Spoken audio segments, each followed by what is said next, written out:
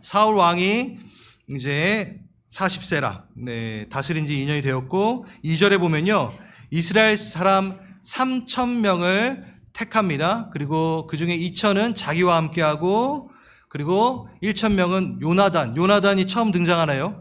우리 사울의 자녀 아들이며 첫째 아들이며 또 다윗의 동역자가 되어지는, 그래서 요나단은 아름다운 사람으로 계속해서 등장을 할 겁니다. 그리고 3절 요나단이 게바에 있는 블레셋 사람의 수비대를 치게 됩니다. 그래서 히브리 사람들 들으라 하면서 전쟁을 이제 하게 되니까 나팔을 불어 사울이 소집을 하게 됩니다. 그리고 4절 보니까 수비대 친 것을 보고 이스라엘이 블레셋의 미움을 받게 됐다 함을 이제 듣게 됩니다. 그러니까 이제 이 블레셋 족속들이 이제 화가 난 거죠. 여기까지 4절입니다. 지금까지의 이스라엘의 모습에서는 여러분이 이 모습이 되게 생경한 낯선 모습이다라고 느껴야 됩니다. 이게 뭐냐면 이스라엘에게 지금 뭐가 생겼냐면 정규군, 상비군이 등장하게 된 겁니다. 이전까지는 국가적 위기가 있을 때 민병대, 그러니까 군인이 아닌 백성들이 그 나팔 소리를 듣고 모여서 민병대로 언제나 싸웠습니다. 이 변화는 이들이 뭘 구했죠? 왕. 하나님이 통치하시는 것 대신, 직접 통치하시는 것 대신 인간이라는 왕. 그런데 어떤 왕? 다른 나라와 동일한 왕. 무슨 얘기냐? 다른 나라와 같은 시스템을 원한다라는 거였죠. 그래서 하나님께 이스라엘은 혼납니다. 하지만 징계적 허용으로 왕이 세워지는 거죠. 이 왕이 세워짐으로 정규군이 생겼다라는 것은 벌써 위험 요소를 갖고 있는 겁니다. 뭐냐? 신명기 17장에 보면은 왕은 병마를 많이 두지 말 것이며 라고 나와 있어요. 그러니까 하나님께서 이들이 왕을 요구할 것을 이미 아시고 이 나라가 시작되기도 전에 광야에서 왕이 세워진다면 병마를 많이 두지 마. 병사를 많이 두지 마. 이건 뭐냐? 왕에게도 얘기하는 거고 백성들에게도 얘기하는 겁니다. 왕에게는 너 군사력, 힘 기르지 말고 딴 거, 믿음을 길러야 되는 사람이야. 하나님의 율법을 옆에 두고 하나님이 통치하라는 대리 통치자로 백성들을 다스려야 돼. 그래서 왕은 뭐 하는 사람? 군사력을, 힘을 기르는 사람이 아니라 하나님의 말씀을 옆에 두고 제대로 하나님의 뜻대로 하나님의 대리로 백성들을 통치하는 자야 라고 했는데 지금 벌써 정규군을 갖고 있게 된 거죠. 이게 좀 생경한 모습으로 여러분은 봐야 되는 거예요.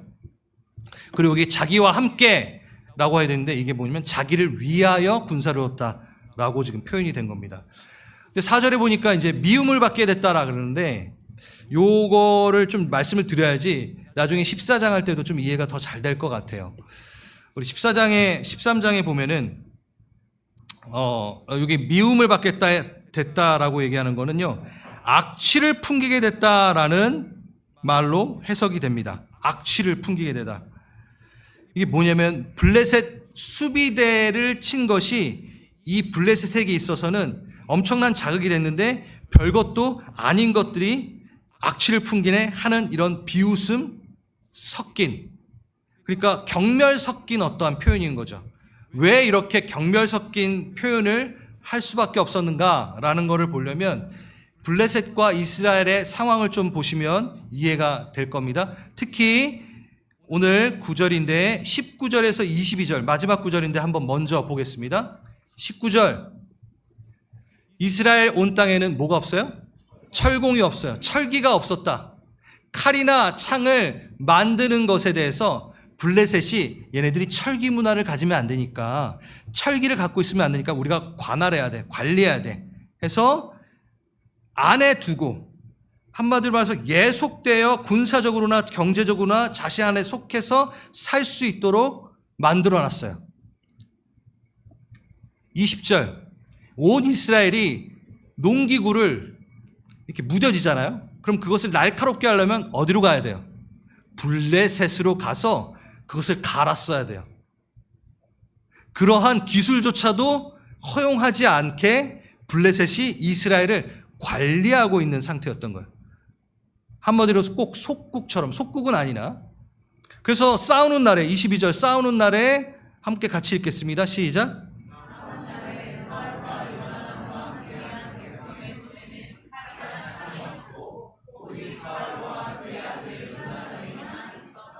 예, 싸우는 날에 누구? 사울하고 요나단의 손에만 철기를 갖고 있었어요. 다 뭐요? 농기구 갖고 있었던 거예요. 예. 여러분 이건요 블레셋이 콧방귀 낄 만한 일이고 악취가 난다. 뭔 짓이냐 너네? 라고 얘기하는 부분이 들어가 있습니다. 여기 사무엘상 4장, 13장 제가 그림을 2개를 가져왔는데 자, 잘 보세요 여러분. 어렵지 않습니다. 블레셋은 어디였죠? 해양 민족이어라 그랬어요. 블레셋이 왼쪽에 4장에 보시면 이거 언약궤 뺏기고 막 이랬을 때에 대한 지도 보여드렸던 거예요. 요렇게 선이 그어져 있죠? 그 5개 연합 도시로 이루어진 게 바로 블레셋이다라고 말씀을 드렸어요. 이들은 해양의 민족이며 또 농경도 같이 해야 되는 저기는 평야 지역이에요. 예. 그러니까 뭐였어? 어떤 신을 섬겼어요? 다곤신이 어떻게 생겼죠? 반은 물고기, 반은 사람 모양을 한 반인 반어. 그러니까 이쪽에도 복 받고 이쪽에도 복 받고 들어가니까 이상한 레고 조립하듯 이상한 다곤신을 만들어낸 거죠. 있지도 않은 그 다곤신을 어떻게 철기로 튼튼하게 멋들어지게 지었는데 언약궤가 그 앞에 오고 걔가 쓰러지고 머리 나가고 손 잘리고 기억나시죠? 예, 뭐 한 1년 전 얘기처럼 생각하시는데 그러면 안 돼요. 그러니까 이들만 철기를 갖고 있었던 거예요. 어디요? 지중해로부터 건너온 이들이니까. 그래서 철기를 갖고 왔어요. 이 땅에 왔더니만 철기를 안 갖고 있네. 그러니까 힘을 갖고 군림하듯 있을 수 있었던 거죠. 그런데 여러분 보세요. 게바라는 곳에 수비대가 있었대요. 블레셋 수비대가. 여러분 좀 이상하지 않아요? 경계선은 이렇게 평야 지역에 머무르고 있는 애들이 어디?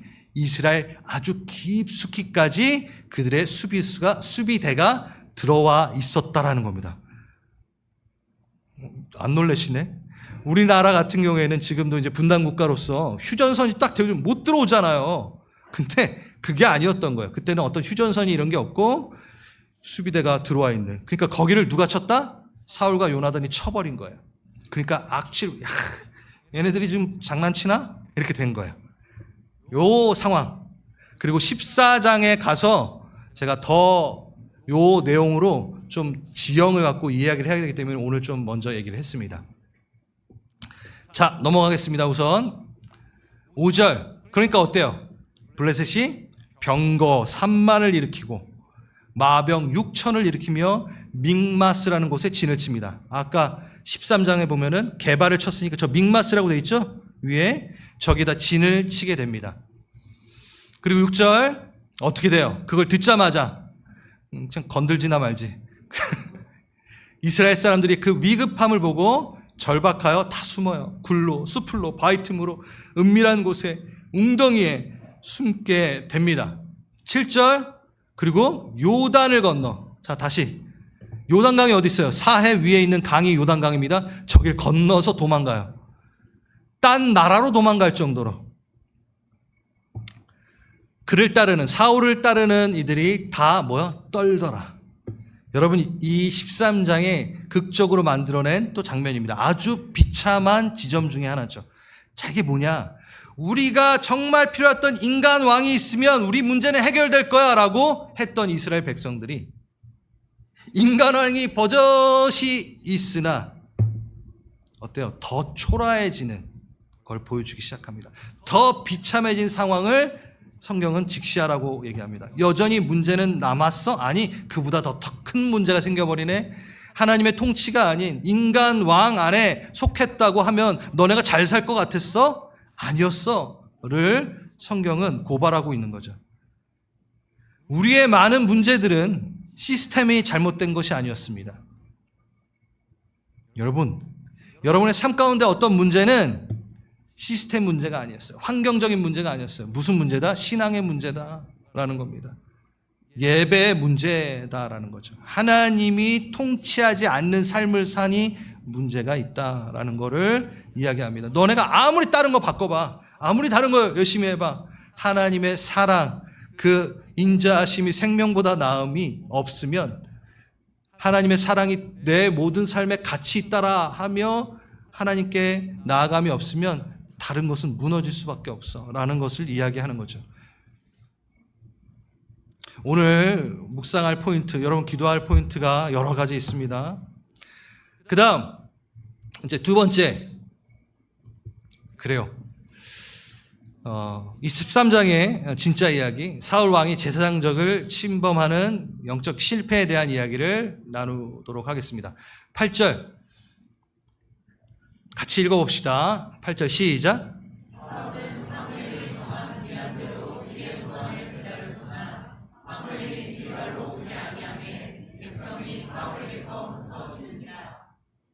네, 정한 기한대로 이래 동안 기다렸으나 오지 않았어요. 사울이 백성들이 흩어지는 걸 이제 보게 됩니다. 그래서 뭐 합니까? 사울이 그냥 번제를 드려버리게 됩니다. 번제를 드리자마자 사무엘이 또 나타납니다. 사울은 지금 한시가 급한 상태인 거죠. 그렇죠? 블레셋의 대군이 집결했어요. 그러면 전열을 가다듬기 전에 빨리 속전속결로 선제 공격을 하는 것만이 그나마 승기를 잡을 수 있는 최선의 기회다라고 생각을 했는데 사무엘이 나타나지 않아요. 사무엘이 왜 안 나타나요? 볼까요? 사무엘서 10장 보면요, 여기 암몬 족속하고 전쟁했을 때의 얘기인데, 너는 나보다 앞서 길갈로 내려가라. 내가 내려가서 본제와 화목제를 드리리니 너가 가서 내가 행할 것을 가르칠 때까지 언제 기다려? 7일 동안 기다리라 라고 이야기하는 장면이 있습니다. 그러니까 사무엘과 사울 간에 정한 기한이 있었던 거예요. 7일 동안 기다렸다가 내가 가면은 번제 드리고 그때 전쟁을 시작하는 거야 라고 정해진 이들만의 약속이 있었던 거죠. 그런데 그것을 기다렸으나 오지 않았다라고 착각하고 사울은 자기가 스스로 번제를 드립니다. 11절 이제 보겠습니다. 사무엘이 와서 왕이 행한 게 무엇이냐? 당신 지금 뭐 한 겁니까? 라고 말하기 시작합니다. 그러니까 사울이 이제 다시 정한 날에 오지 않았어요. 막 백성 흩어지고 막 블레셋 지금 침공하려고 하는데, 그래서 어쩔 수 부득이하여 번제를 내가 드려버렸습니다. 13절 읽겠습니다. 시작.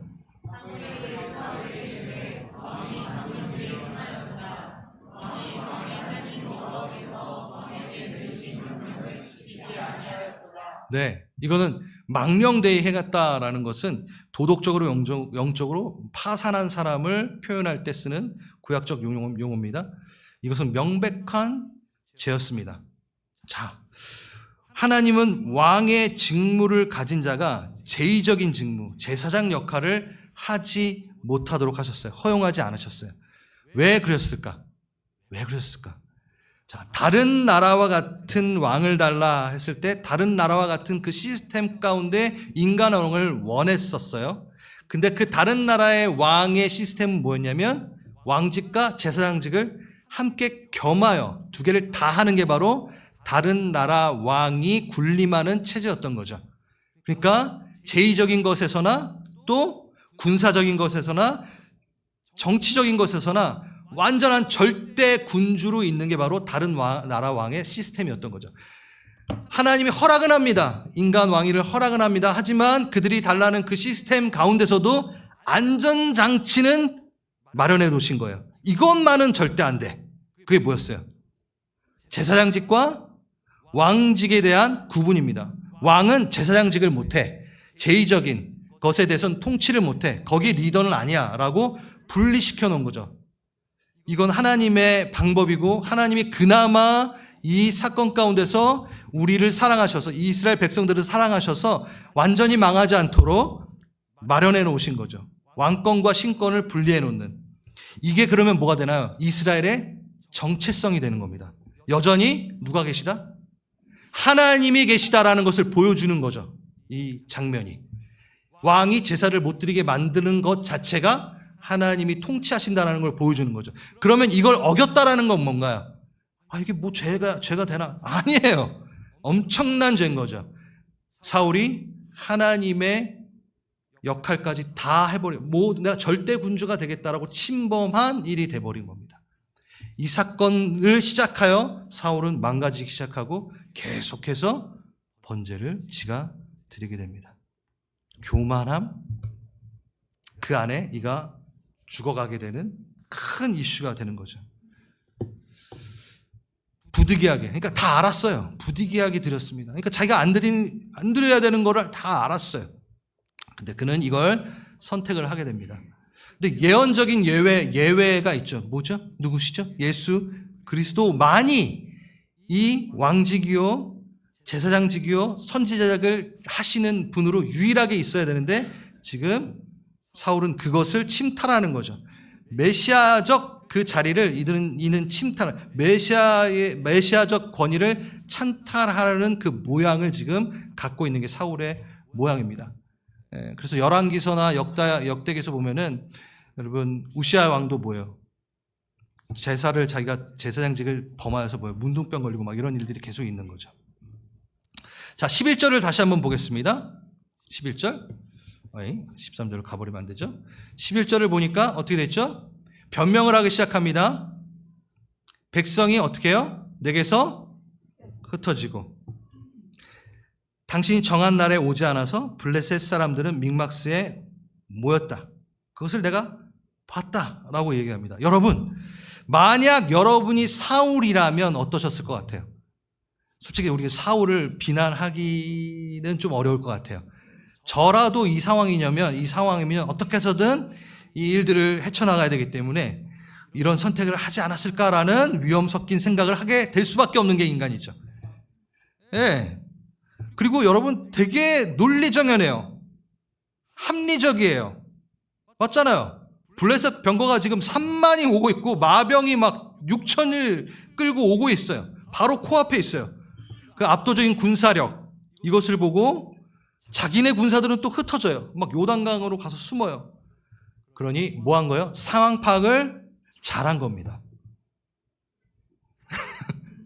여러분, 상황 파악 잘한 거예요. 실제가 그러하잖아요. 여기에 포인트, 아주 중요한 포인트 하나 나갑니다. 우리는 현실적인 팩트를 잃어버리면 안 돼요. 그걸 무시하면 안 됩니다.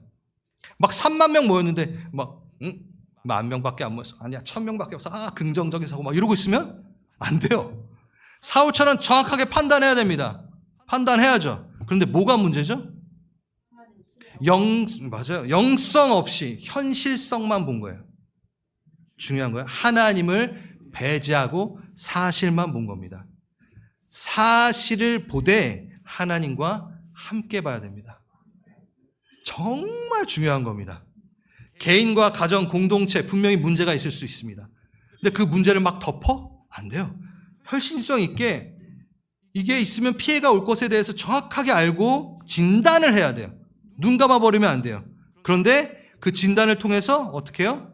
하나님과 함께 볼 때에는 함께 하시는 하나님께 맡길 수 있는 것이고 하나님의 이 일에 관여하시라고 기도할 수 있는 것이고 문제를 파악했기 때문에 이것을 통하여 하나님 보수하시고 회복하실 것에 대해서 기대할 수 있는 것이죠. 이게 이제 곧 14장에 나오게 됩니다. 하나님의 손, 지혜를, 소망을 함께 볼 수 있는 겁니다. 끝내 일을 이루실 하나님을 보게 되는, 그리고 진짜 찬양이 돼버리는 일들을 만드는 거죠. 팩트를 정확하게 볼 때. 우리가 팩트를 막 제대로 예를 들어서 보지 않으면 하나님이 뭘 하셨는지도 몰라요. 어떤 것을 이기셨는지도 모르고 어떤 걸 보수하셨는지도 몰라요. 그러니까 정확하게 봐야 된다는 거예요. 이것을 놓치면 안 됩니다. 그래서 제가 우리 임직자분들과 함께 임직자 기도회 때 이렇게 교육을 이렇게 한 적이 있어요. 왜 이 교육이 필요했냐면 중요합니다. 왜냐하면 교회에 많은 이슈들이 있을 거 아니에요.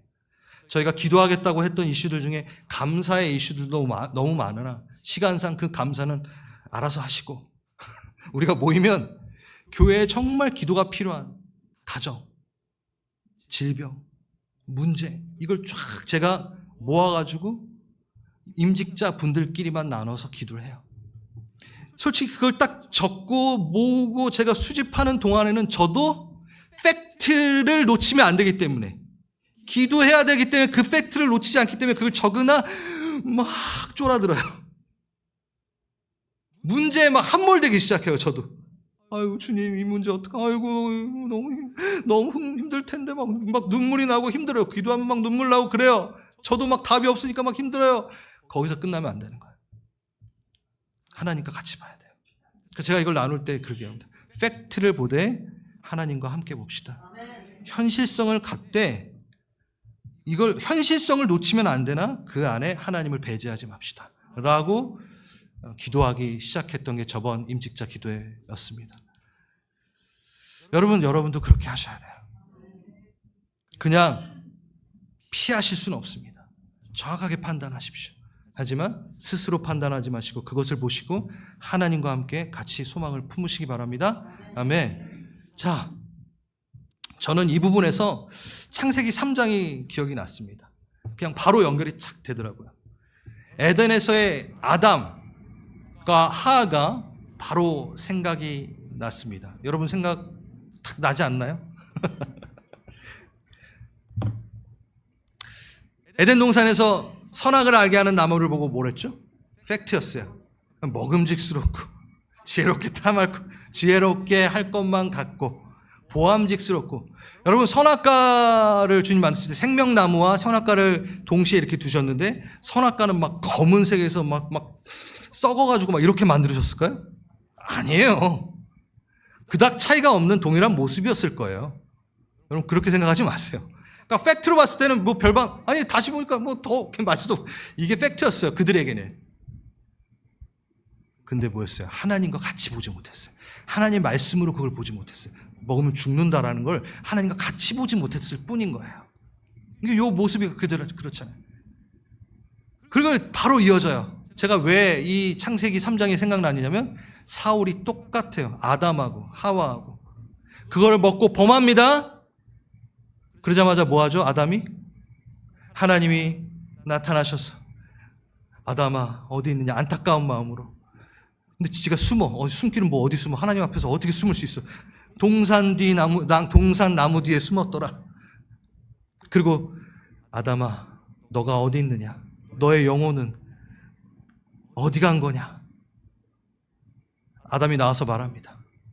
바로 뭐 하죠? 남 탓합니다. 남 탓합니다. 하나님이 제게 준 여자가 내게 먹으라고 꼬셨어요. 여자 탓하고 다시 잠깐 여자 탓하다 보니까 여자 만든 하나님도 문제네. 하나님이 그렇게 계획을 했네. 하나님이 여자를 줬으니까 하나님도 문제예요 라고 말한 거예요. 어떻게 보면 정확하게 사울도 뭐였죠? 죄를 범하자마자 백성은 내게 흩어졌어요. 백성 탓합니다. 백성이 안 흩어졌으면 그럼 번제 안 들었어. 안 흩어졌으면 저 번제 안 들었어요. 이거예요 지금. 백성이 흩어졌어요. 백성 탓하고 누구 탓해요 또? 사무엘 탓합니다. 사무엘 당신이 늦었잖아. 그리고 마지막으로 블레셋 탓합니다. 블레셋이 대군을 이끌고 믹막스에 오지만 않았어도 내가 이거 안 했어. 전 정확하게 이게 사울이 보이던데요. 그리고 제 자신이 보이고 우리 인간이 보이던데요. 사울의 변명은 우리를 보여줍니다. 죄를 인정하지 않습니다. 그리고 그 죄를 인정하지 않으면 바로 뭐? 책임 전가로 들어갑니다. 저는 많이 봅니다. 자기에게 일어난 많은 문제들을 예배 문제로 보지 않고 상황이 그렇게 되었는데 나는 아무 잘못 없는데 솔직히 나는 제일 억울해 살면서. 그리고 싹 돌아보니까 사람들 탓하다가 끝내 어디가? 하나님 왜 나를 낳으셔서가 나오는 거죠. 여러분 사울이 이렇게 장황하게 늘어놓는 설명의 태도를 보면요, 사울이 이게 몰라서 저지른 실수가 아니라는 걸 명확하게 보여줍니다. 그러니까 이미 변명거리를 다 생각해 놓은 거예요. 사울 오면은 이렇게 사무엘 오면 이렇게 변명해야지라고 아마 생각하고 있었을 거예요. 여러분 사무엘이 늦었나요? 아니에요. 히브리어 표현을 본다면 정황상 지금 깜짝 놀랐는데 사무엘 늦은 거 아니야? 아니에요. 2대째 되는 날이기 때문에 마지노선은 뭐예요? 1몰까지예요. 그러니까 사울이 7일째 시작될 때 오지 않았을 뿐 7일째가 마무리되기 전에 왔어요. 그러니까 변명이 될 수 없는 겁니다. 제가 뭐 말장난하는 게 아니라 히브리 표현법이 그렇게 돼 있어요. 그리고 여러분, 설령 사물이 늦었다 하더라도 그건 사무엘의 책임이지 정당화가 될 수 없어요. 사울이 제사장직을 범한 건 그냥 그 잘못인 거예요. 그리고 정말 잘못인 거. 14장 3절에 보면요, 그곳에 아히야라는 제사장이 에봇을 입고 거기 있더라. 제사장이 있었어요. 이건 처음 들으셨죠? 여러분, 번제가 뭔가, 제사를 드린다는 것 자체가 뭔가요? 자기 죄를 인정한다라는 겁니다. 내가 제사를 드린다는 것은 내 죄사함을 받겠다라고 나온 거예요. 여러분, 예배 드리는 건 뭐죠? 내가 죄인임을 인정한다라는 거예요. 그래서 진짜 예배를 드린다는 것은 하나님 앞에 나와 변명거리를 늘어놓는 게 예배가 아니라, 신세 한탄하며 끝나는 게 아니라 다른 거예요. 자기 죄를 인정하는 거예요. 그리고 또 사무엘이 와서는 무슨 제사를 드렸을까요? 좀 더 정교하고 또 좀 디테일한 숙달된 예배를 드렸을까요? 아니에요. 사무엘이 드리려고 했던 제사 예배는 뭐죠? 전쟁 나가기 전에 이건 우리의 전쟁이 아니요, 하나님의 전쟁입니다라고 인정하는, 내가 앞서갈 수 없습니다. 전권 이양의 제사예요. 하나님께 듣는 제사. 너네 저기 모였다고 해서 괜찮아, 내가 알아서 할 테니까 너네 움직이지 마, 군사 일으키지 마 하면 안 일으켜야 되는 거예요. 그게 이스라엘의 방법이었어요. 사무엘은 그 제사 드리려고 온 건데 이미 사울은 이 변명의 제사를 드리고 있었던 겁니다. 왜 이렇게 한숨을 크게, 목사님? 우리의 예배는 뭔가 정권 이양의 예배입니까? 아니면 사울처럼 변명하는 예배입니까? 현실성을 잃어버리면 안 됩니다. 하지만 하나님과 함께 그걸 봐야 된다는 걸 놓치지 마시고, 변명과 책임 전가의 예배가 아닙니다. 정권 이양의 예배라는 것을 우리가 기억해야 됩니다. 왕이 망령되이 행했습니다. 왕의 하나님 여호와께서 왕에게 내리신 명령을 지키지 않았습니다. 이거는 그냥 그 자체가 죄였다는 거죠. 뭐죠? 하나님의 명령을 어긴 것 그 자체가, 크고 작고의 죄가 아니라 하나님의 명령을 어긴 것은 다 죄입니다. 그래서 심판을 선포하게 됩니다. 사울의 왕조는 이제 없을 것입니다. 그의 하나님의 마음에 맞는 사람을 다시 구하실 것입니다. 이제 다윗이 등장하게 되는 계기가 되는 일들이 생깁니다. 사울은요, 하나님의 말씀의 경계의 선을 넘어버린 거예요. 사울은 무엇으로 하나님께 사울은 무슨 명령을 받은 건가요? 잘 생각해 보세요. 기름 부음 받았습니다. 왕으로 기름 부음 받았습니다. 다시 제가 맨 앞에서 말했는데, 전쟁하는 자로 기름 부음을 받은 겁니까? 그건 본질적인 거 아니에요. 군사적 업적을 이루기 위해 기름 받은 겁니까? 그것을 위해 노력해야 됩니까, 사울이? 여러분, 잠깐 눈 감고 계신 분이 있어서. 아니에요. 사울은 전쟁하라고 기름 부음 받지 않았습니다. 전쟁은 누가 하시죠? 하나님이 하십니다. 그렇죠? 그럼 사울은 무엇으로 기름 부음 받은 거예요? 다시 하나님의 말씀을 옆에 두고 통치하는 자가 왕이다라고 했어요. 전쟁 잘하는 자가 왕이다라고 한 번도 한 적이 없어요. 근데 지금 사울은 그걸 넘어 자기는 뭘로? 전쟁 잘하는 것으로 증명하려 했어요. 그걸로 업적 쌓아서 꼭 하나님께 칭찬받을 거라는 착각을 하고 있었던 거죠. 여러분은 무슨 착각을 하고 계신가요? 여러분은 하나님께 어떠한 기름 부음을 받은 건가요? 뭘 하라고 지금 이 땅에서 살고 계신가요? 다른 걸로 업적 세워 하나님께 영광 돌리는 거 아무 의미 없습니다. 그건 말씀의 경계를 넘어가는 것입니다. 여러분에게 주어진 기름 부으심이 아닙니다. 근데 우리는 그 거짓된 기름 부으심에 목숨을 걸고 달려갈 때가 있죠. 기름 붓지도 않은 것 같고.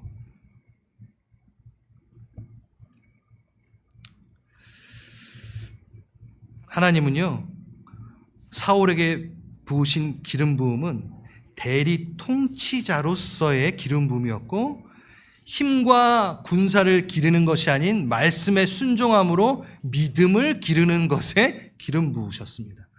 그래서 힘과 군사를 기르는 것이 아니라 말씀을 통하여 뭘 길렀어야 돼요? 믿음을, 신뢰를, 하나님과의 삶의 신뢰를, 예배를, 매일의 예배의 삶을 길렀어야 되는 게 바로 이의 직무였습니다. 그래서 저는요, 이렇게 얘기합니다. 참된 신앙은 자신을 증명하는 일이 아닙니다. 자신의 무능을 인정하는 거에 훨씬 더 가깝습니다. 뛰어난 업적을 이뤄야 되는 것이 참된 신앙의 모습은 아니라는 거죠. 대단한 거 아닙니다. 하나님과 교제하는 것, 그 말씀에 순종하는 게 바로 우리의 신앙의 참된 모습인 거죠. 그래서 참된 신앙은요, 업적에, 자신을 증명하는 것에 한 번도 안 넘어졌어 막 이게 아니라 무능을 인정하는 것, 하나님 없으면 저 죽습니다라는 걸 인정하는 것. 그래서 주께로 전적인 의존성을 보이는 것 자체, 그게 바로 마음에 맞는 사람을 구하시느니라. 그게 마음에 맞는 자죠. 그게 바로 누구였어요? 다윗이 등장하게 되는 거죠. 오늘도 찾으십니다. 사울 되지 마시고 다윗 되십시오. 오늘 이야기는 믿음에 대한 이야기입니다. 이제 마무리하겠습니다. 여러분, 믿음에 대한 것, 신뢰, 익숙하죠? 좀 흔한 이야기죠. 사울은, 잘 들으세요. 사울은 나름대로 신앙의 모습은 갖추고 있었습니다. 그렇지 않나요? 만약에 사울이 믿음이 아예 없었다면, 전무하였다면 번제를 드렸을까요? 드리지도 않았을 거예요. 기다리지도 않았을 거예요. 첫째 날 그냥 칼 들고 나갔을 거예요. 근데 뭔가 모양은 갖추고 있었어요, 사울이. 그런데 위기, 어떤 변화, 환경적 압박이 찾아오니까 그 믿음이 들켜버립니다. 그가 실제로 뭘 믿고 있었는지가 들켜버린 거예요.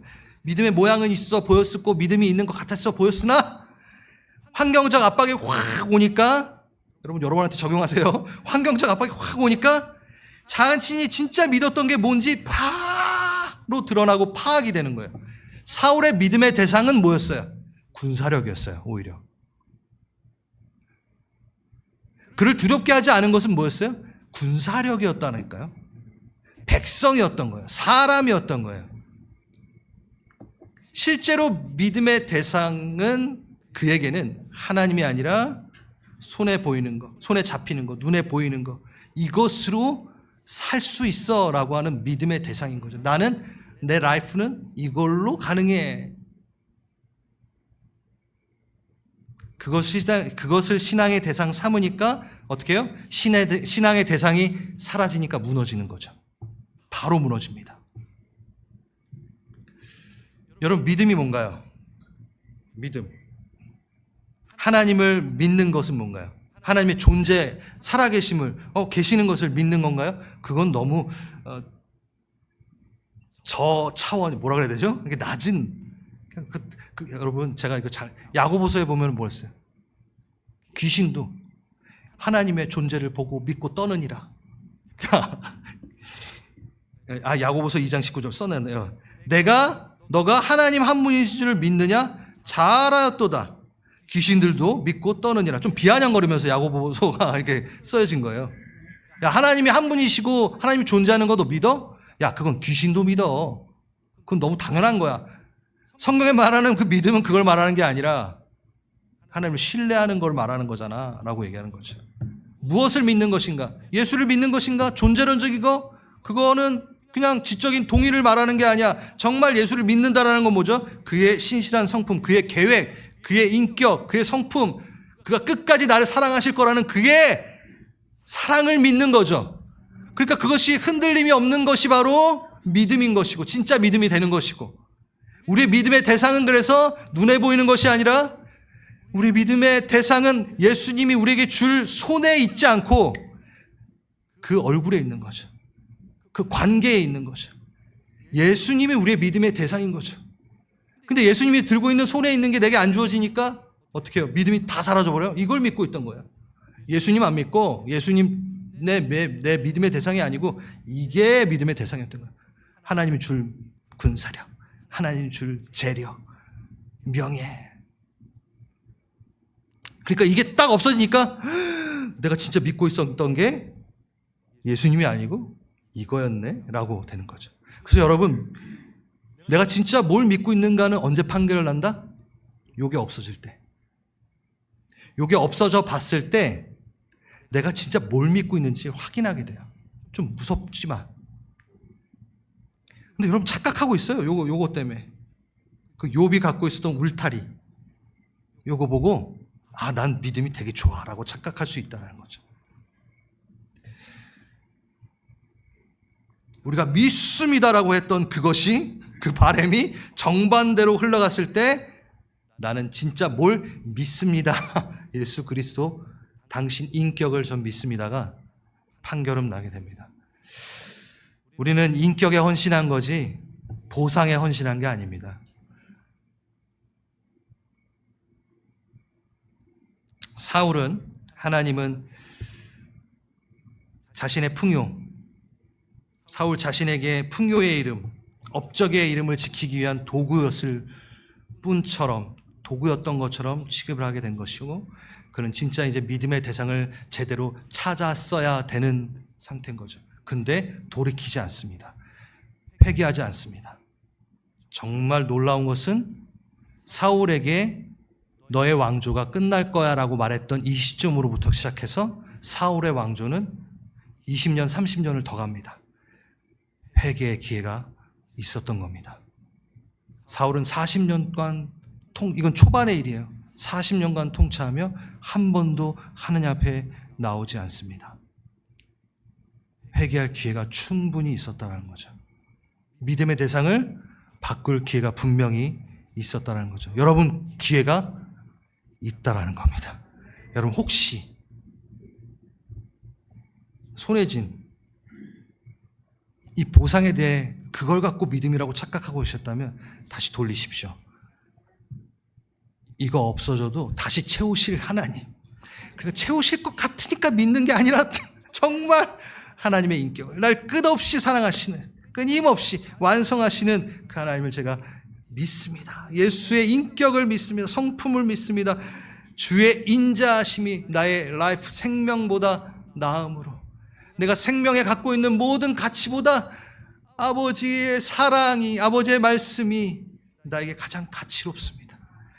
이거 하나님의 사랑이 없으면 이게 가치롭지 않습니다라고 고백하는 우리가 되기를 간절히 바랍니다. 아멘. 아멘.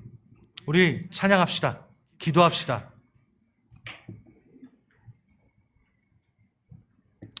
여러분, 사울은요 열심히 번제를 드렸어요. 대충 드렸겠습니까? 자기 나름대로 열심히 드렸겠죠. 믿음이 모양이 있는 것처럼, 모양은 있었죠.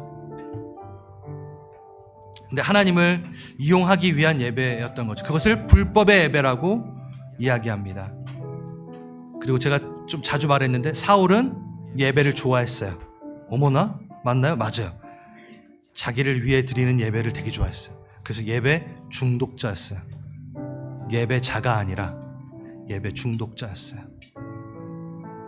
여러분, 예배 중독자이십니까? 아니면 진짜 예배자이십니까?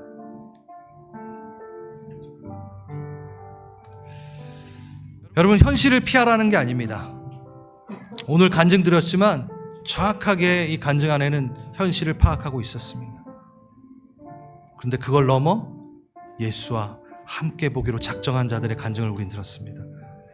하나님을 배제하지 말고 그걸 파악하십시오. 그리고 거기에 관여하시겠다는 하나님의 눈, 마음, 손길을 읽어내시고 소망으로 나아가시길 바랍니다.